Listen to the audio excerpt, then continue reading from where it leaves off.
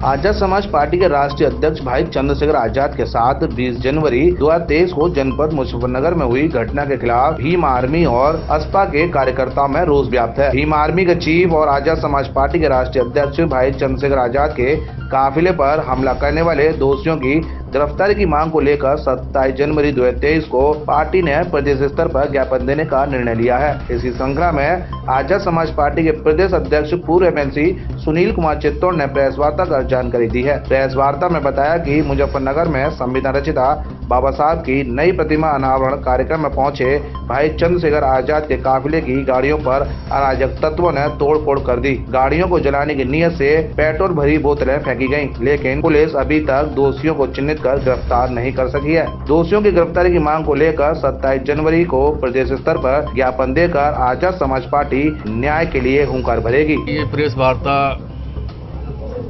Azad Samaj party के राष्ट्रीय अध्यक्ष आदरणीय भाई एडवोकेट चंद्रशेखर आजाद जी, हमारी भीम आर्मी के संस्थापक भी हैं।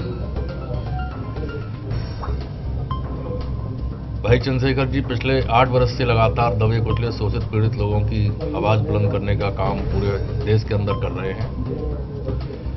अभी उपचुनाव पश्चिमी उत्तर प्रदेश में हुए, खतौली विधानसभा मुजफ्फरनगर जनपद की है। वहाँ राष्ट्रीय लोकदल के राष्ट्रीय अध्यक्ष चौधरी जैन जी ने हमारी पार्टी से समर्थन मांगा। हमारी पार्टी ने वहाँ समर्थन दिया। हमारे राष्ट्रीय अध्यक्ष आदरणीय भाई चंद्रशेखर जी के निवेदन पर क्षेत्र की जनता ने बड़ी तादाद में मतदान किया। वह सीट 18,000 वोट से राष्ट्रीय लोकदल पिछले फरवरी के महीने में जो चुनाव हुआ 2022 में, उसमें हारी थी, लेकिन वही सीट हमारे सहयोग से 22,500 वोटों से जीत कर आई। तो क्षेत्र की जनता ने माननीय राष्ट्रीय अध्यक्ष जी को और क्षेत्र के विधायक मदन भैया जी को बुलवाया था। भूपखेड़ी एक गांव है वहाँ मुजफ्फरनगर जनपद में। उस गांव में बाबा साहब की प्रतिमा का गांव के लोगों ने अनावरण भी कार्यक्रम रखा था और गांव के और आसपास के सभी क्षेत्रीय जनता को धन्यवाद भी देना था। तो हमारी पार्टी के राष्ट्रीय अध्यक्ष आदरणीय भाई चंद्रशेखर जी और रालोद के वहाँ के विजयी विधायक मदन भैया जी और पार्टी के सभी वहाँ स्थानीय पदाधिकारी कार्यकर्ता बड़ी संख्या में वहाँ कार्यक्रम कर रहे थे। सभा स्थल के पास ही गाड़ियाँ खड़ी थीं।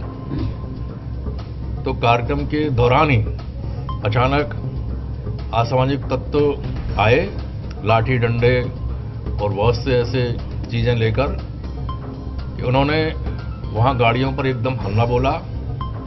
लाठी डंडों से सभी गाड़ियों के शीशे तोड़े, लाइटें तोड़ी, गाड़ियों के साथ बड़े पैमाने पर तोड़फोड़ की, गाड़ियों को बेकार कर दिया। जब आवाज़ें हुई तो वहाँ हमारे लोग पहुँचे तो देखा पुलिस प्रशासन वहाँ मौजूद था। उनकी देखरेख में ये सब चलता रहा। भगदड़ हो गई। भागते भागते उन लोगों ने पेट्रोल से भरी हुई बोतलें गाड़ियों के ऊपर फेंकी। उन्हें मौका नहीं मिल पाया कि वो उनमें आग लगा सकते थे। यदि उन्हें मौका मिलता तो वो गाड़ियों को जला भी सकते थे। और हम कुदरत का धन्यवाद करते हैं कि उस समय, घटना के समय, गाड़ियों में हमारी पार्टी के राष्ट्रीय अध्यक्ष और हमारे पदाधिकारी नहीं थे। वह कार्यक्रम स्थल पर सभा में मंच पर थे। इसलिए जो असामाजिक तत्व हैं उनके मंसूबे पूरे नहीं हो पाए। हो सकता है वो हमारे राष्ट्रीय अध्यक्ष जी की हत्या करने के मकसद से आए हों।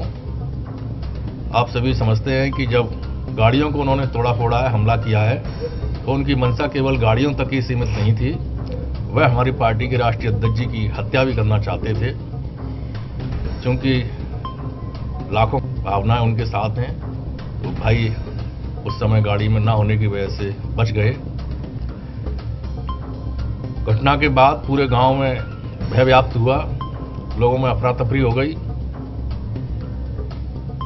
यह घटना सोशल मीडिया के माध्यम से पूरे प्रदेश और देश में फैल गई। भीम आर्मी और आजाद समाज पार्टी का संगठन पूरे देश के अंदर सभी राज्यों में फैला हुआ है। लगातार 5 दिन से इस घटना को लेकर पूरे देश में आजाद समाज पार्टी के और भीम आर्मी के कार्यकर्ताओं में जबरदस्त आक्रोश है। आश्चर्य की बात है कि उत्तर प्रदेश में मुख्यमंत्री आदित्यनाथ योगी जी के द्वारा बार बार कानून व्यवस्था को ठीक कहा जा रहा है और वह G20 के नाम से बाहर के लोगों को बुलाकर यहाँ उन्हें ये एहसास करा रहे हैं कि उत्तर प्रदेश में उद्योग स्थापित हो सकते हैं, यहाँ शांति और व्यवस्था कायम है। लेकिन इस घटना ने यह साबित कर दिया कि उत्तर प्रदेश में कानून व्यवस्था नाम की कोई चीज़ नहीं है। चूंकि आज घटना को हुए 20 तारीख से लेकर आज 24 तारीख हो गई, अभी तक कोई मुजरिम स्थानीय पुलिस के द्वारा गिरफ्तार नहीं किए गए। ये कोई छोटी घटना नहीं है। बराबरी की सामाजिक व्यवस्था के आधार पर चलने वाला देश है। यहाँ पर जो सामाजिक व्यवस्था के आधार पर जिनको निम्न जाति का कहा गया है, ऐसे लोगों के साथ समय समय पर इस प्रकार की घटनाएं करके उनका मनोबल गिराने की कोशिश की जाती है, उन्हें रोकने की कोशिश की जाती है। ये विडंबना है कि इस देश में 72 साल संविधान को लागू हो गए और संविधान में सभी समाज, सभी धर्म के लोगों को बराबरी के अधिकार दिए गए हैं। लेकिन इसके बावजूद भी हमारे नेता राष्ट्रीय अध्यक्ष जी को अभी तक स्थानीय प्रशासन ने और न शासन ने किसी प्रकार की कोई सुरक्षा प्रदान नहीं की है। हम आपके माध्यम से ये कहना चाहते हैं कि इस घटना के बाद प्रशासन को जितनी जल्दी हो सकता था जल्दी से जल्दी अपराधियों को गिरफ्तार करना चाहिए था। गांव के लोगों को सुरक्षित करने के लिए वहां फोर्स लगाना चाहिए, क्योंकि गांव में पलायन की स्थिति पैदा हो गई, लोग भयभीत हो गए, भागने लगे और हमारे राष्ट्रीय अध्यक्ष जी की सुरक्षा के लिए सुरक्षा गार्ड दे देने चाहिए थे।